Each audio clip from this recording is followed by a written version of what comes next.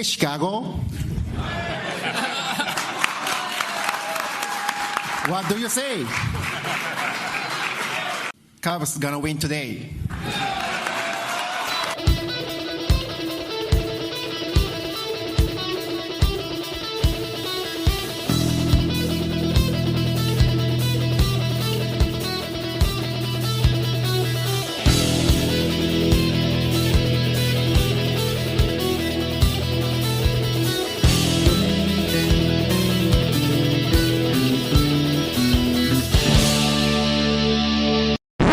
My dad works in B2B marketing. He came by my school for career day and said he was a big ROAS man. Then he told everyone how much he loved calculating his return on ad spend.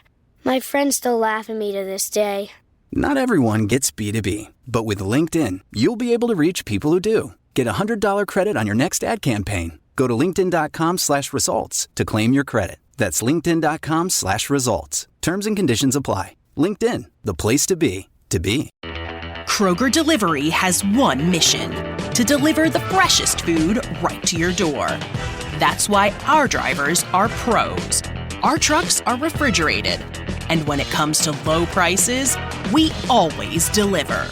With $20 off your first order of $75 or more, there's no better time to get in on the action. Mission accomplished. Restrictions apply. See site for details. When it comes to towing, seeing is believing. That's why Chevy Truck's advanced camera technology offers up to 8 available cameras for 14 unique views, so you can focus on the view that really matters. Chevrolet, together let's drive. Learn more about Chevy Trucks at Chevy.com. Safety or driver assistance features are no substitute for the driver's responsibility to operate the vehicle in a safe manner. Read the Vehicle Owner's Manual for important feature limitations and information. This episode is brought to you by Intuit TurboTax. Didn't file with TurboTax last year? That's in the past. Now, Taxes is getting the TurboTax app and filing your own taxes for free if you didn't file with them last year. File by February 18th. All tax forms, all 100% free. Now, this is Taxes. Intuit TurboTax. New filers and filers who didn't use TurboTax last year only must start and file your own taxes in-app by February 18th. Excludes TurboTax Live. Full terms at TurboTax.com. Hey Atlanta, say hello to Small Business Help from Apple. That's right, we're here to make starting and running your business simpler. From helping you choose the right devices to setting them up hassle-free, we can help you build your business in no time. Speak to a business expert and get the help you need at no cost whatsoever. At Apple, we're open for your small business. Go to apple.com/smallbusiness or visit an Apple store to learn more. Welcome back to another exciting edition of the Pointless Exercise podcast. It's time to talk about baseball with National Baseball writer David Brown. David, how are things going? Andy, things are going very well. It's a beautiful day in the neighborhood, and we're hours away from opening day, kind of. Kind of. So those games in Seoul between the Padres and Dodgers, they actually count, unlike the ones this weekend where the Yankees are going to Mexico to play a Mexican team plus Trevor Bauer. That's great. These games that are being played early tomorrow morning and Thursday morning, right? What day is it? Yeah. Actually count. They're real games, even though by the time we all wake up, they'll be half over. Are you planning? Have you set your alarm? Are you getting up to 5 o'clock to watch Padres Dodgers? Will I?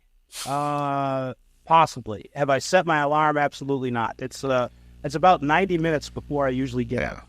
That's a big 90. Yeah. So we'll see.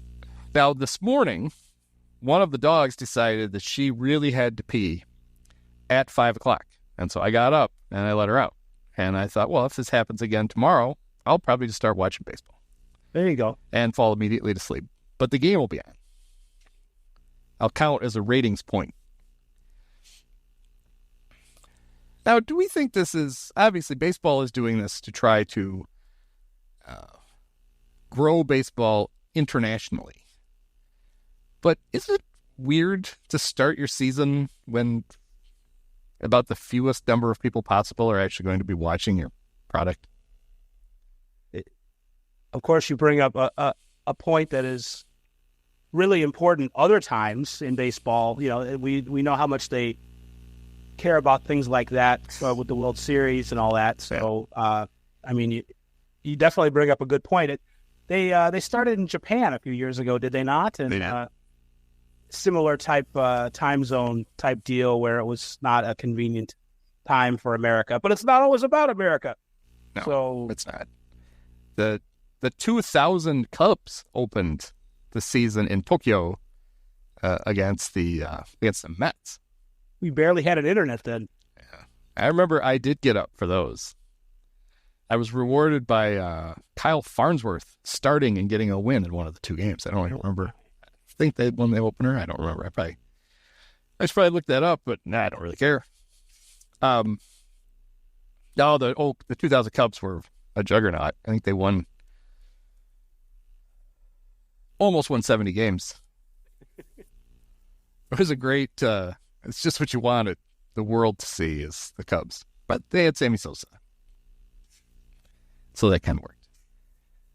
One of the things that's going to be happening in that is that the Dodgers are going to be playing Mookie Betts at shortstop because he's Mookie, and if you have a hole in your lineup, you just ask Mookie to fill it, and he does, which is the most ridiculous part of it.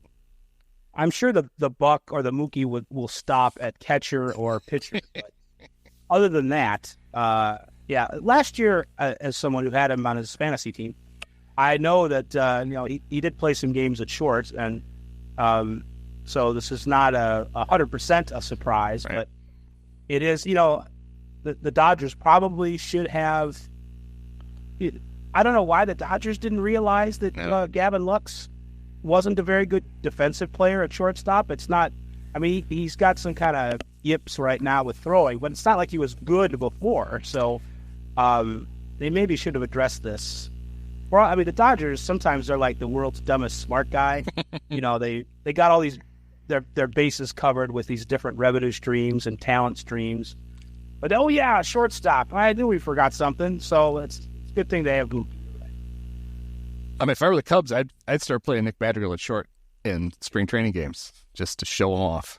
See anything you like? Yeah, like that ball almost made it all the way over there. Yeah, with Lux, it's not like it's injury. Well, it could be, but it's him not being able to play a competent defensive shortstop is, like you said, something that pre-injury you would have had doubts about. I would think the injury may have even motivated you a little more to have a plan B, just in case. Well, plan B is B for Betts. Yeah, so, B for Betts.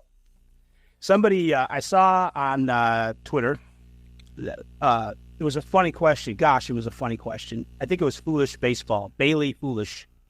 And he asked, what baseball player, maybe great player, I don't know if it was a great player, would that qualify, but what baseball player definitely cannot dunk a basketball? And I thought it was just, that's the kind of question I like to ask. And people were saying, Daniel Vogelbach, Jose Altuve. And somebody said, I wonder if Mookie Betts can dunk a basketball.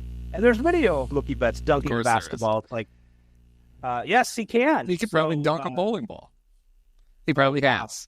Now that's a good question. There you go. Can you dunk? And we know you can dunk. Can you dunk a bowling ball? Can you dunk a bowling ball? And not break your foot when it hits you on the way through. He should not attempt the Anthony Edwards dunk from last night with the bowling ball. No, there would be his shoulder would be like Cody Bellinger getting a high five in the World Series.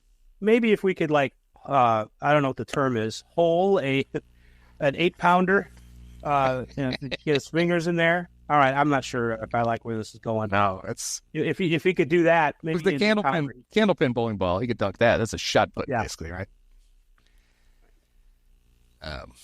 You mentioned it. He played shortstop. His debut game at shortstop was at Wrigley last year. They just scooted him over there, and I'm pretty sure he turned a double play in the first inning just to show off. That rings. Looked like he literally just played there forever, and he obviously.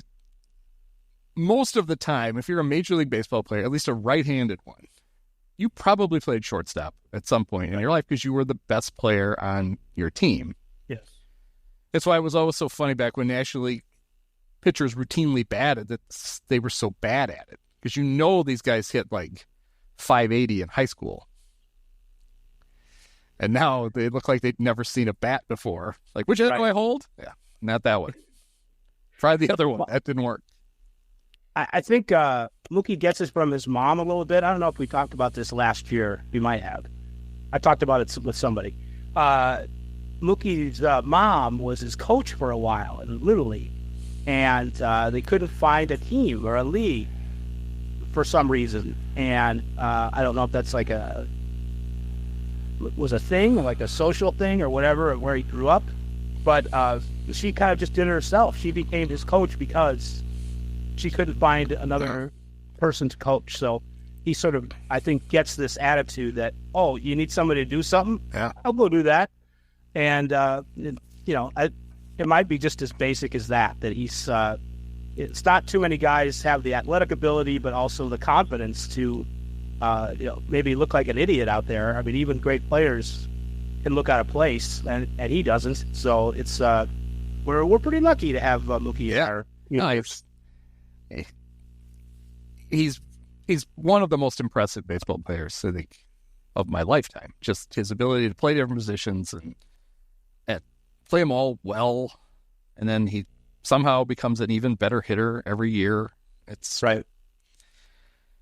I wonder how many players could do that if they either were asked or they were willing. Like, I think a lot of your better players could handle other positions than the one they have relatively easily. I mean, it's like we talked about 2 weeks ago with Fernando Tatis, moves from shortstop to the outfield. In his first full year as an outfielder, he wins the Platinum Glove. Right. He doesn't just win a Gold Glove. He wins the Platinum Glove as the best defender in the National League at any position. Do you have any other alloys? Higher alloys? I'll win that one too. Pewter? I don't know. That's more like a Gavin Sheets. Gavin Sheets would go for the pewter glove. Yeah, right. Gavin looks like he's wearing the pewter glove while he's playing.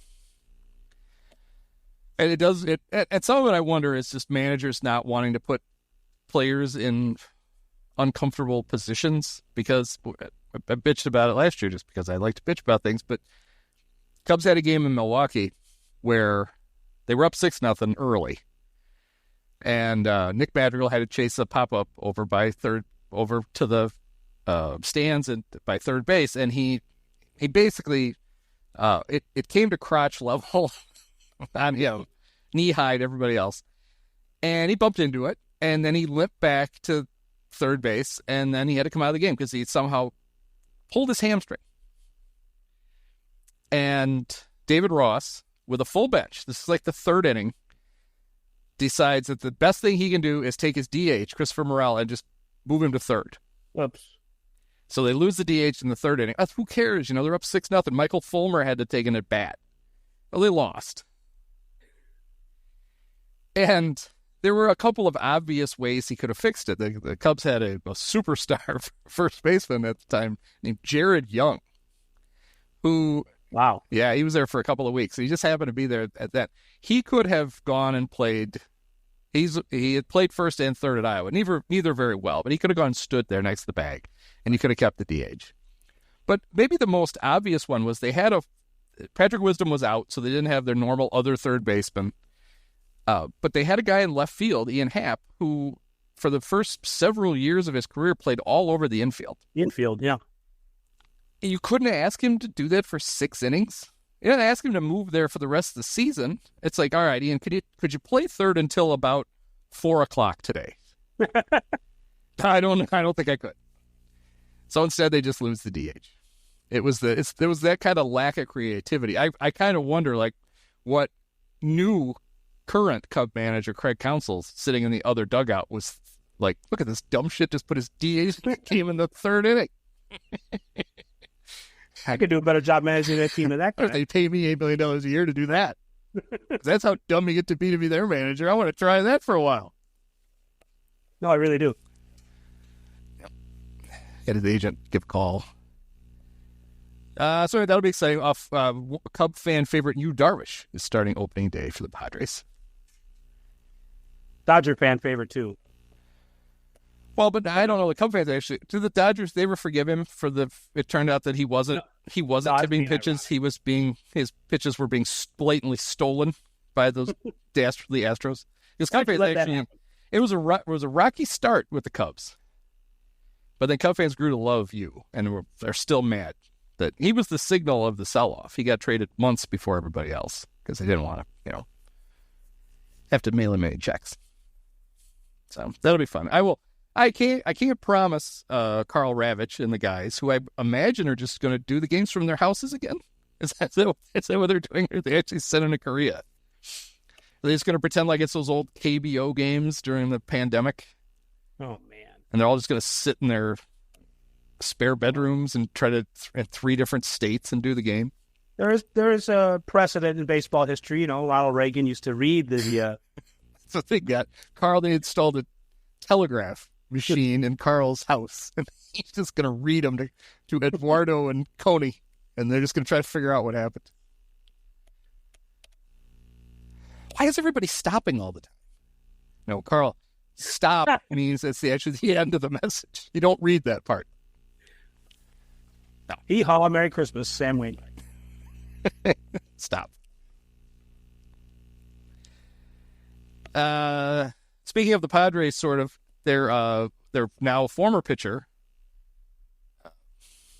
defending Cy Young Award winner. Some people like to call him Ian, but that's not the right name. Blake Snell is now a Giant. So the Giants, basically Farhan is just like hanging out with Scott Boras now, going, all right, who's left? I'll take him for a year. Right. And the Giants all of a sudden have a pretty good team. They've added a lot this offseason. I see where things could go wrong, but yeah. I'm not sure. I mean, you never know. It might take an adjustment period for the players that come over from Korea. It's sometimes there's a little bit of a learning curve. Sometimes there's not. Yeah, Jung-Hoo Lee is their new center fielder. Yes, thank you. Already hurt. We'll see. Well, he got that out of the way early. Nothing serious, they said, but he missed a few days. But yeah, they added late in the offseason, they added Jorge Soler to be their DH, which, it's odd to have. I shouldn't say it's odd. It can be very constraining to a team to have a DH who can really only DH. Right. And Jorge can play in the outfield. You can put him out there. He won't catch anything, but he'll gladly stand out there and get his exercise. Yeah, you were advocating for Hap to play third. It's kind of like that. He might as well have Jorge play third. Give Chappie a day off. Well, George is going to play there today. We can't really handle that. We don't expect him to field anything. Oh, well, fine. That'll be good. Then they added Matt Chapman, one of the Boris 4. They got him for the low price, I believe, $18 million for 1 year. And now they have Blake Snell, which means their rotation, the top 2 arms in their rotation, are the guys who finished first and second in the National League Cy Young voting last year. Logan Webb finished second, and then Snell. And at some point, midsummer, Robbie Ray will join their rotation because they traded for him in the offseason, but he's rehabbing some sort of ailment. Chickenpox, maybe? No, that doesn't say that would put him out. No. And I wrote a thing today in the newsletter about how this actually does affect the Cubs because there are certain teams with serious playoff aspirations. And the examples I gave would be the Diamondbacks, the Giants, and the Phillies, who pretty much know starting the season they're not winning their division. Right. The Dodgers and Barbs are going to win a lot of games, and you can have a really good year and not come anywhere near either one of them.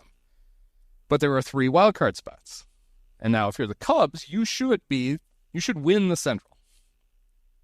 But if you don't, the bar to get into that 3rd wildcard spot, which every cheap owner seems to be shooting for, is going up. It's not coming down. Thankfully, I mean, it's been hard for, not necessarily because it doesn't benefit the Cubs. I don't mean it in that way, but we've been complaining about teams not doing everything they can to compete for the playoffs because they don't really have to. But in their view, they don't have to. But here, the Giants are going out and they're putting themselves in the race, and we'll see if it all adds up. But at least they're making an effort, and that's what despite all the spending being I don't know, that's 60% or whatever of what it was last year. There's an effort by some teams. It's not across the board to compete and to spend money. So that's what fans should want. So yay. And we talked about it last time about how for all the crap Boris is getting for overplaying his hand and whatever, he got $30 million for Cody Bellinger when it seemed like the Cubs were really the only team that wanted to pay him, and he somehow got 30 out of them. He got Chapman set up with a deal where if he struggles, and he's been kind of trending in the wrong direction, he can make it a 3-year deal with the Giants if he wants. Right. And then Snell gets 31 this year, and I think 30 next year if he opts back in, which is a bigger risk for the team than either of the position players just because of the nature of pitchers getting hurt. Right. If he gets hurt, it's not a 1-year, $31 million deal anymore. It's a 2-year, $61 million deal because he's going to pick that option up. And the Giants seem like a team that would be willing to do that because 2 years ago they did it with Carlos Rodon, and it worked for them. They signed him to a deal that would pay him $27 million that year and then $27 million the next, but he could opt out of it, and he pitched really well for them. And then they were caught in that weird. They were kind of they were mostly in the playoff race at the deadline, so they didn't trade him. They kept him, and then they started losing immediately. They should have just done the Angels thing and just released him, but they didn't. They played out the string, and which was probably the riskiest part of the season for them was his last few starts. Right. We're not in it for the playoffs anymore, and if his elbow goes flying into the third row, we've got to pay this guy a lot of money. He signed with the Yankees, and then immediately his elbow fell off, I think, while he was signing the contract. So it's bad? Yeah. So the Giants were like, yeah, fine, we'll do it. The thing with Snell is that injury, he's risky on two fronts. Any pitcher can get hurt, but he's also really inconsistent from year to year. Like his 2 Cy Young years, the first one especially was great, and last year he was very, very good. But he's had some years mixed in there. And then he doesn't throw a tremendous amount of strikes. So he throws a lot of pitches. And sometimes he turns into a 5-inning pitcher. But that said, if you were a team like, let's just use, for example, the Cubs, whose current rotation is a guy who had a really good year last year, Justin Steele. And then Kyle Hendricks, whose shoulder is hanging on by, we're not sure. Hopefully he gets through another year.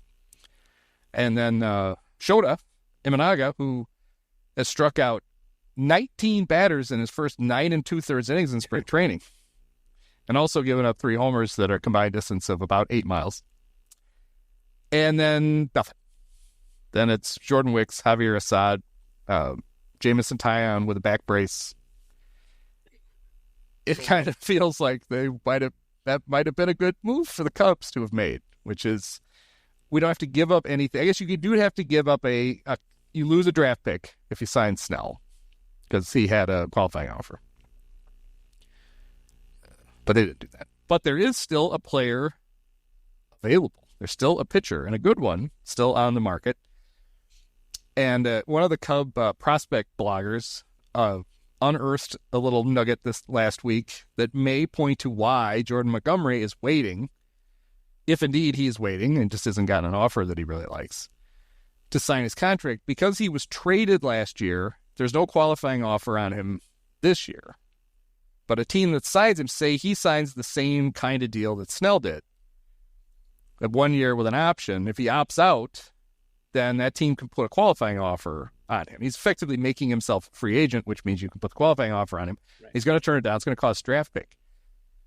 If he waits until the second day of the season to sign, then a team can no longer put a qualifying offer on him, which would make his intent is to double dip and, get some money this year, but to go, let's go try this again next year. It makes him a more attractive, just makes him a more attractive target next year because you don't lose a draft pick to sign him. And he really wants to go back to the Rangers. And they have a big payroll, but they seem to be paralyzed by their TV money uncertainty. Right. And haven't wanted to do it. But I kind of wonder now if he's really just waiting, if they kind of have a little wink and, now it's like, well, I only got to wait, week and a half. I might as well just wait the week and a half. The one thing that's certainly possible. The one thing about it, though, is the Rangers kind of, the way their pitchers are already hurt, they're pre-injured.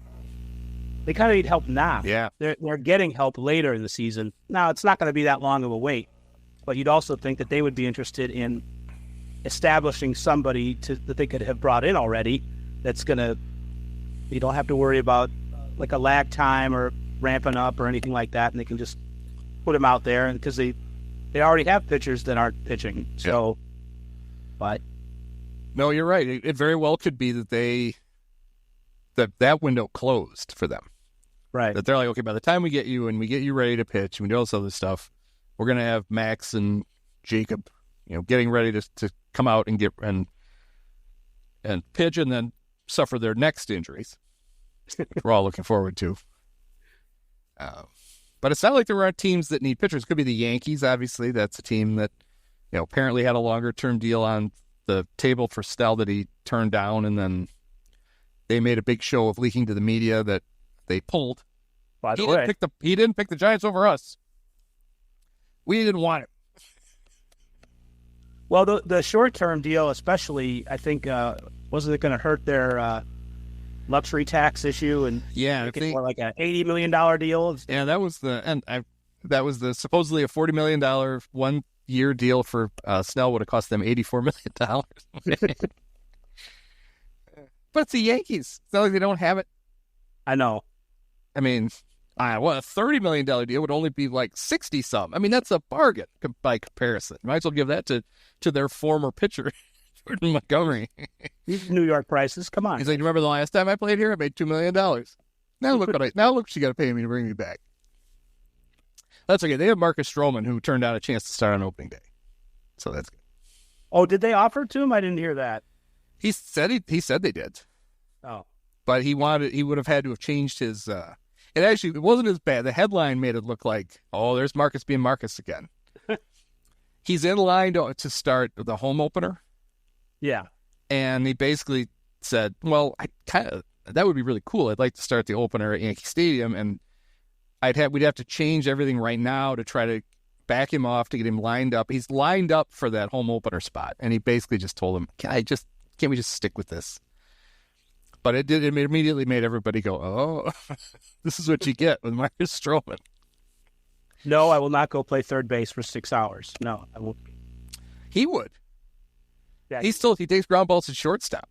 And it reminds everybody that he played shortstop at Duke.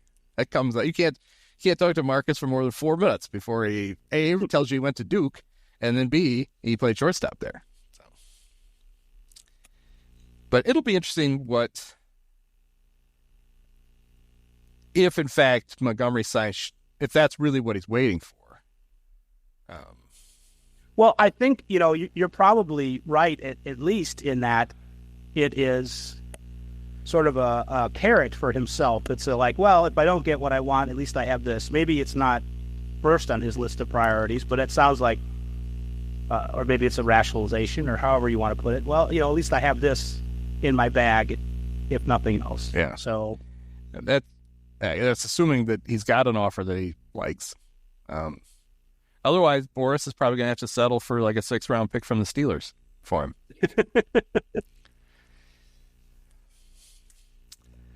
I wanted to ask you about, so last week MLB did these things called, they did these spring breakout games where they took spring training games and they had teams fill the rosters with their best prospects and then play each other. And they did things baseball. They called it a series, but they were all just one game. So to me, that's not a series. I guess it was a series of spring breakout games. Yes. The Cubs and the White Sox got rained out, and then they just didn't reschedule it. Yeah. It's like I'm sure it's Jerry Reinsdorf's fault. It's like there's no other day that these two they're 4 miles apart. They couldn't play somewhere. No. I was kind of interested in how excited Cub fans, we're dopes. I mean, we'll fall for anything. How excited some Cub fans were getting. And it's like, guys, if you look at the roster, these guys have all been playing in the spring training games anyway. Like, you've seen them. Right. Why? They're basically, there's what they're doing. These minor league games, when they start, are free. They're charging you full Cactus League prices to watch a game that in a week is free.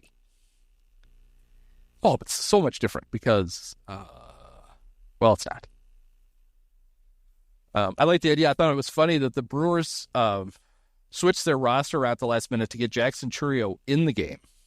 Mm-hmm. And then waited a day and then announced that he's going to be the opening day center fielder for the Brewers. It's like, why? Everybody knew that. Why was he in the spring breakout game? He's on your team. He doesn't count anymore. I wonder if it's one of those league-wide pressure things where it's like, hey, we're upselling the spring breakout game this year, guys. You know, Manfred's like, hey, play as many of your top prospects as possible. The Cubs and Sox tried to make the best of it that they could. There was all these games had autographs at the end. So during what they were hoping was just a rain delay, they had the guys signing autographs in the concourse before the game. And was it one of the Cubs that was going to pitch was doing an interview, and Lance Bredzowski from Marquee, who looks exactly like Crane Kenny, which is very off-putting, said, have you ever signed autographs before a start? He's like, no, this is the first for me, but there's a first for all kinds of stuff. I mean, I like the idea. But to me, it was, I was really surprised at just like how excited some people got for him. Just because it's like, I think this is cool. Like, it would be super exciting for the players. But it's a little bit, I sense it's a little bit of, you know how fans have kind of, there's a certain segment of them who sort of taken the company line about not spending too much money at certain amounts of time and saving your prospects for whatever. I think it's, you know, it's kind of an evolution of, you know, getting excited about your minor league organizations and maybe even more so than your major. I feel like there's a lot of like fans who are.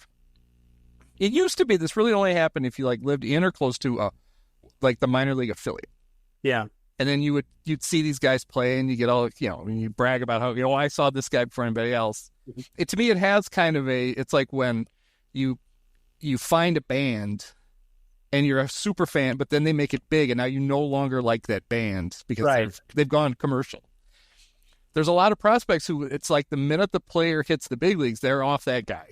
And now they're on to somebody else. And I got to go bird dog. I'll see you later. Exactly. And I feel like it's really easy to love these prospects. And then once they get to the big leagues, you just wash your hands of them. Right. Because they haven't failed yet. You know, you liked them right up until they got to the big leagues and went 0 for 36 and got sent back and never made it back again. I feel there's a lot of that. It's like the easy way out is to root for the prospects. There's always a new prospect. There's always somebody else coming, and you never get proven wrong because you've given, you know, you hand them over to the big club, and then you're back to Des Moines. The people that don't really pay attention to the minor leagues and just the major leagues, it's like all the players that you really remember, you know, with the exception of remember this crap kind of stuff, are the guys who made it. It's like, yeah, I saw that coming. Like you said, yeah, I saw him play AA or whatever. Nobody really talks about the guys who didn't. That were just, you know, kidding false about it. So, no. Oh, but that is what remember this crap is for. It's for us to remember that Brett Jackson struck out almost exactly half of his big league at bats. Then there was the time when the Cubs had so many young outfielders they didn't know what to do with them, and it turned out what to do with them was to waive them all, because it was like Ozzie Timmons and Eduardo Zambrano and Robin Jennings and Nick Jackson, and none of them turned out to be any damn good at all. But still holding out hope for Robin Jennings. But you never know. He's in his early 40s now, but that's still not too old. It sent him a drive line. That's all you got to do. It's kind of like when the Cubs' #1 draft pick from many years ago, Luke Haggerty, tried to make a comeback a couple of springs ago, and people got so excited about that because they're like, "Oh, you wouldn't believe you should see his drive line data." It's like, okay, well, I saw him pitch, and that wasn't good. And then he made it to spring training, and like second day, blew his arm out, and that was the end. Right.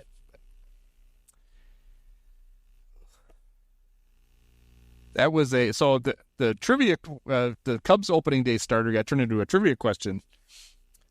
Actually, the answer, not even the question. Justin Steele is the first Cubs left-handed opening day starter that they drafted since ever. Oh, man. He's the only one. They've had guys start for other teams like Dontrell. The guy, I put an asterisk by this. The guy with the most had started 7 opening days for 2 teams, for the Angels and the Mariners. And it wasn't Jamie Moyer, but Jamie Moyer is on the list. It was Mark Langston. Yeah. Who the Cubs drafted in the 15th round, but he didn't sign. But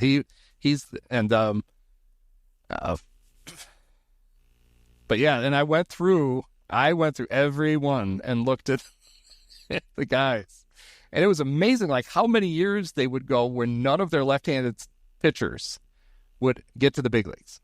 Right. Like, over this 4-year period, they drafted 38 guys, and none of them made it. Not even pitched an inning.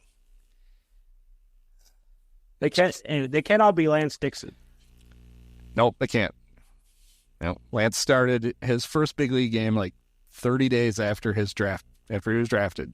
Right. And started his last game 45 days after he was drafted, because he blew out his arm in his third start and was never heard from again. It turned out that the best left-handed pitcher the Cubs have ever drafted in, as far as performing for them, is the first one they ever drafted, Ken Holtzman. Ken Holtzman, yeah. Who made 1 opening day start, but it was for the A's.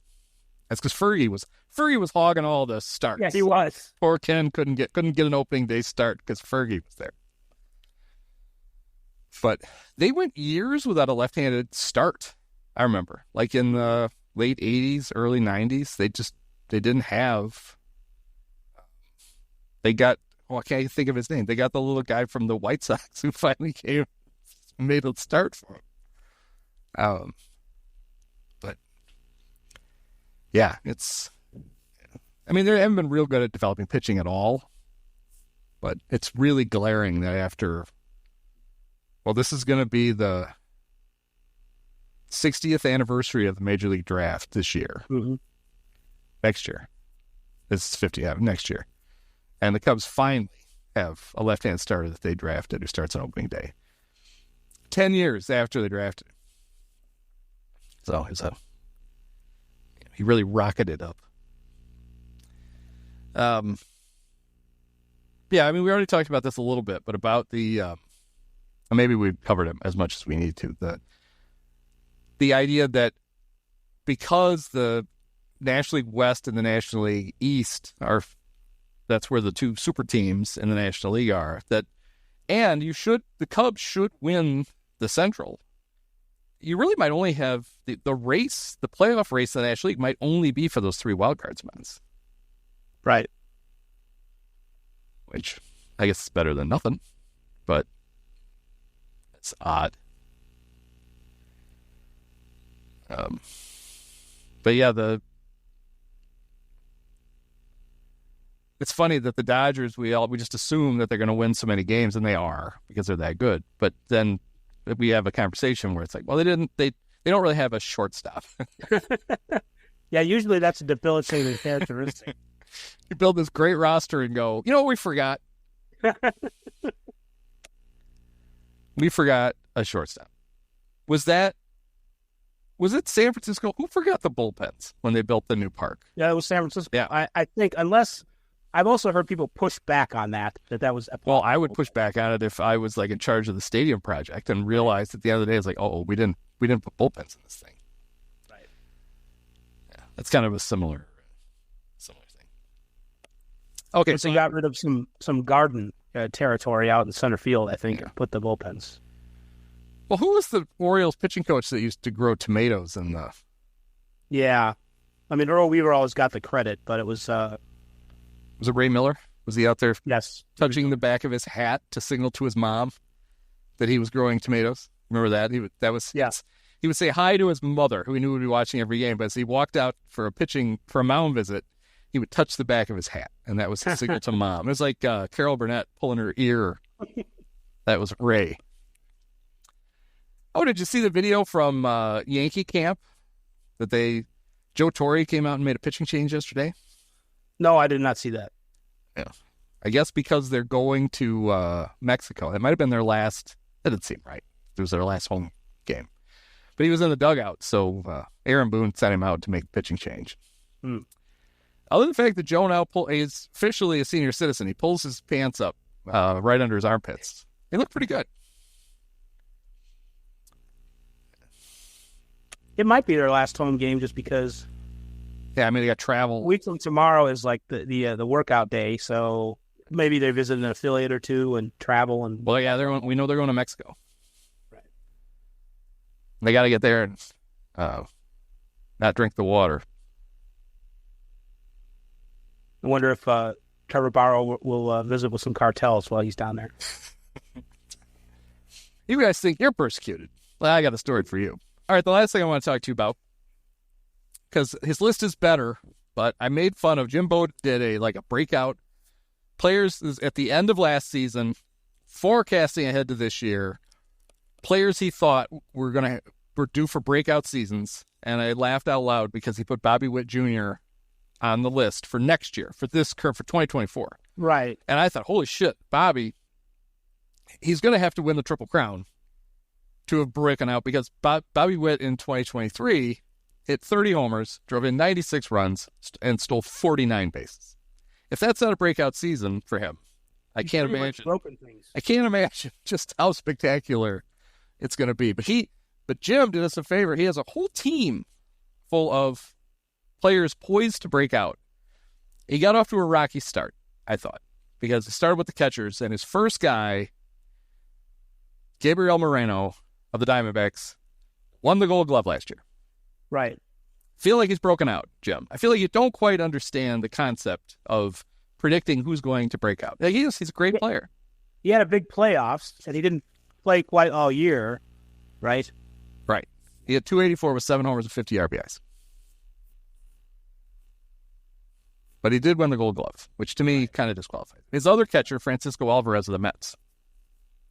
I'd say, well, that's a better guess. Maybe you should have stuck with one catcher, because that one. I think Francisco qualifies. He played a lot last year, but he's still his first baseman. He's got 2 of those: Spencer Torkelson, and Christian Encarnacio Strand. With the Reds losing Marte, that opens up more time for him. And that's that's the reason he put him on the list. Right. He's a really good player, and he's in the Pete Crow Armstrong. Actually, he's the solution for Pete Crow Armstrong. So when he first broke in last year with the Reds gave him his jersey with Encarnacio Strand written on the back, and it basically made a circle. And he dumped the strand. He said, take that off. There's no room. Sorry, Dad, Mom, whichever one it was. You're off the shirt. I don't have room for you. But he didn't anticipate the Fanatics. Well, now, he could probably put his whole name on it and wouldn't even make a circle. You could add Christian to it, you'd be fine. It would be like those CBS cartoons, like Cosby Kids, it'd be Lou Scheimer and I don't remember the other guy, and it would be in a circle. It would just be going. I'm not explaining it very well, but if you saw it, you'd know what the hell I was talking about. So, all right, I'll give Jim both of these. I think they qualify. All right. Good job. Second baseman, you could only pick one. Probably because Mookie Betts moved positions, and he had to take it off the list. Edouard Julien. Edouard, the French Canadian. Let's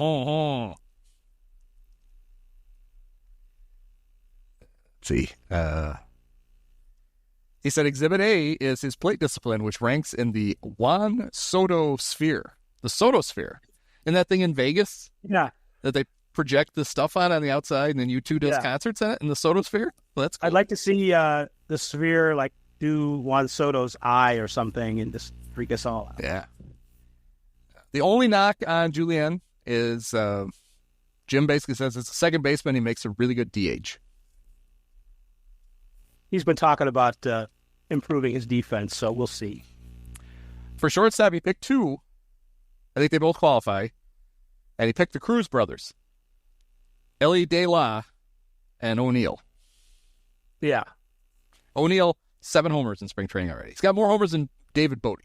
If you out-homer David Bodie in spring training, you're really doing something. Yes. To me, O'Neill is the safer bet of the two. Ellie, I think Ellie could be a better player, but he also could be a complete, like, a year from now, it could be like, hey, remember when the Reds had that really tall shortstop? What happened to him? Oh, he's washing cars. But there's this Jim, you never could tell he had been the general manager of the Reds in one of his many stops. Here's a sentence from his Ellie De La Cruz thing. The raw talent and athleticism scream that he's the most likely active Red to make the Baseball Hall of Fame. Wow. Okay, Jim, calm down. He's 22. Third baseman, I kind of feel like the number one here is a cheat because of the incredible playoffs he had last year, but it's Royce Lewis. Royce Lewis, yeah. It's really good, but I kind of feel like he's broken out already. Yes, we saw him. We all watched the breakout. You don't get to claim him. And then Sal Frelick of the Brewers. He has him at third, does he? He has him at third. I know they've been tinkering with him over there. I'm not sure if that's where he's going to end up or not. He picked 2 right fielders, Jordan Walker of the Cardinals and Riley Green of the Tigers. I think those are safe. Yeah, both good players. I don't think Walker didn't play enough last year because he got sent back, and Green, 378 at bats, so I guess he probably still qualifies. He was good last year, 288, 349, 447. Yeah, looks good in that stadium, too. Center fielder cracked me up, but then I saw the age, and I thought, okay, Jazz Chisholm. He's been around for like 5 years. Right. I'm sorry, Jim. He's been on the cover of MLB The Show. He does not get to make a breakout list in 2024. Sorry. Yeah, comeback breakout. Can you be broken back in and then break out again? Right. He's re-broke out. And his left fielder is Wyatt Langford of the Rangers, who isn't going to start the season with the Rangers, right? Didn't they send him down? Everybody's. I thought I heard that, but you don't even have to manipulate service time anymore. You don't have to bring him back 7 days into the season because Michael broke his thumb. Right. I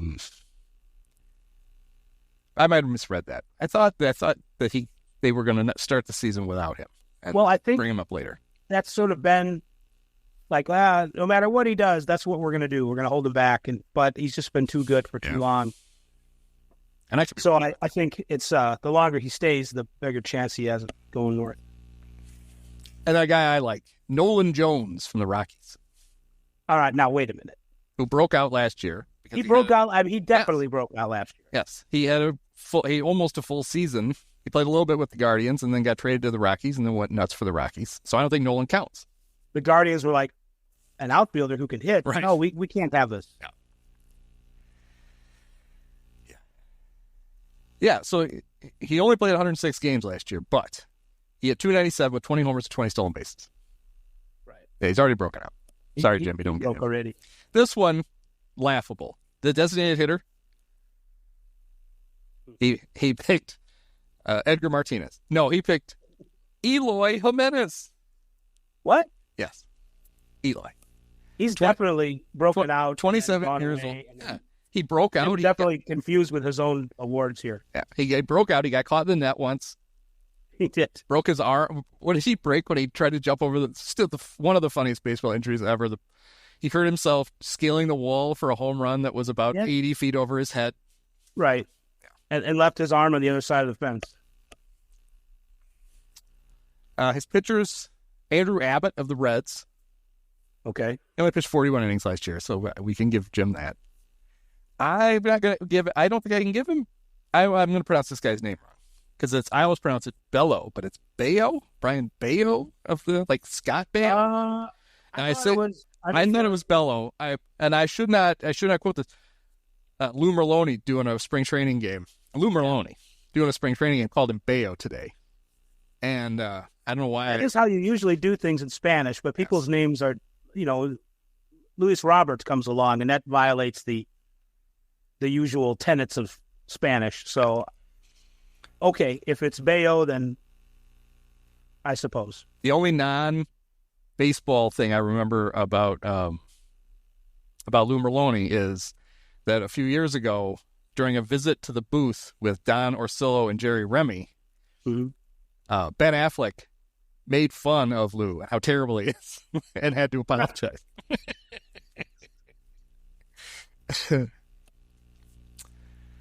Let's see, Hunter Brown. He got a lot of Hunters. Hunter Brown, Hunter Green. Hunter, I can't give him Hunter Green. He pitched enough last year, right? Or was last year when he got hurt? He didn't pitch great. He started out good and then pooped, and then same with Hunter Brown. All the Hunter colors kind of ended up whatever. I mean, that's fair enough. Pitchers are okay. They can both do. So you can have those. This was an odd line in the Hunter Brown write-up. More odd for Hunter Brown than for Jim Bowden. He wrote, he knows how good his arsenal is and he knows how to use it, which is why he told me he's nicknamed himself the Casino.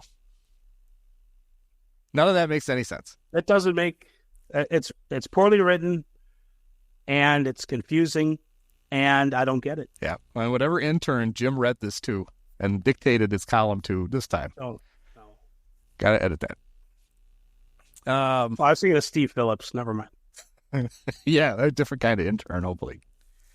Couple of guys with Dodger connections. A current Dodger, Bobby Miller, and a former Dodger, Ryan Pepio. Bill Pepio and your Stepio. Pepio. Your Decipio. I guess they'll work. Another one, just because of the playoffs last year, he's got Brandon Pfaadt on there. He broke out. We saw it. Yeah, he did. I mean, that's a little more of a whatever than like Royce Lewis, who was hitting grand slams all the time. But yeah, okay. Well, I think the thing with Pfaadt was he was bad for most of the regular season. Right. And then really good in the playoffs. Right. A guy in your neck of the woods who I don't think should qualify because after the trade, he came and he basically was really good for, half a season. Cole Reagans of the Royals. He broke out, right? The Reagan era. Yeah, he kind of broke already. Yeah. 5-2 with a 2.64 ERA, 12 starts. I guess it's borderline whether I should make fun of Jim for that. And then what do we got here? 3 guys left. Grayson Rodriguez of the Orioles. Okay. Tariq Skubal of the Tigers. He started that with, "It's Skubal's time." That's his first sentence. Very dramatic. And a relief pitcher for the Brewers, whose uncle invented the game of baseball, Abner Uribe. Abner Uribe.